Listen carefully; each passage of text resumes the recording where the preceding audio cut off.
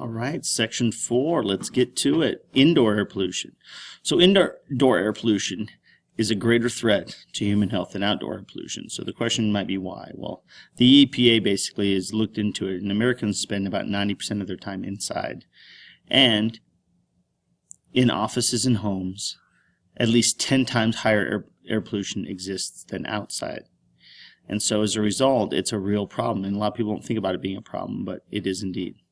So what are the greatest, who is at greatest risk? Well, kids under 5 and the elderly, of course, pregnant women, people with respiratory and heart issues, smokers, and factory workers, people that have compromised immune systems for the most part, or sensitive ones, I should say. And what are the most dangerous things indoor air pollutants-wise? Tobacco smoke, radon gas, formaldehyde, and small particulate matter. What are some other things we have to worry about with indoor air pollution? Biological components, dust and pollen and mold and bacteria and all that kind of stuff, and chemical pollutants from paints and cleaners and carpets and fibers and all that kind of stuff. So, more stuff about indoor pollutants. Dust mites. They feed on human skin and dust, and so they're all over the place, and they live in your bedding and your furniture and your carpets. But they can also cause asthma attacks and allergic reactions if you're exposed to them. Mold is another gnarly one.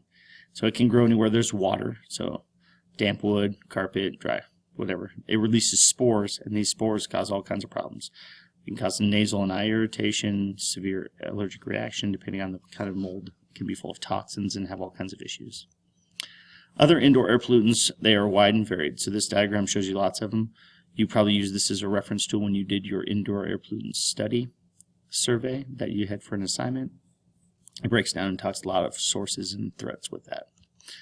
Here are the main common ones, though, that you might want to pay attention to in addition to those chemicals. Pets, dust mites, and food all can cause problems, as so can chemicals. Mildews, tobacco, pollens, and molds are some of the main things you should watch out for.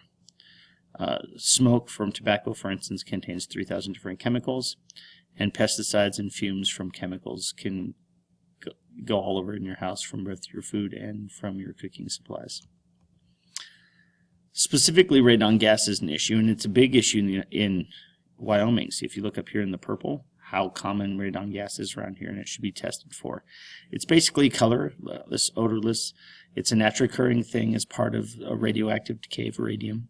And so we have a uranium mine outside of town that's usually a good indication of higher concentrations potentially. Not always, but can be. And it's the second leading cause of lung cancer after smoking. And so it seeps in through the home, into the ground in the basement, and through cracks in the floor.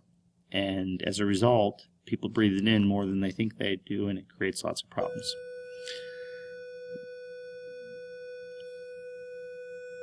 This issue of indoor air pollutant is a serious problem and has been labeled as such. The sick building syndrome, SBS, is when building occupants experience acute health and comfort effects as a result of spending too much time indoors.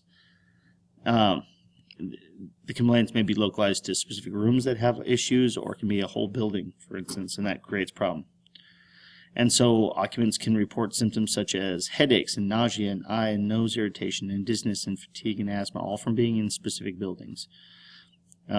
Causes can be all kinds of things from inadequate ventilation and VOCs to molds and fragrance, artificial fragrances and poor lighting. There's all kinds of issues that come along with that, but it is an ever-growing problem and concern.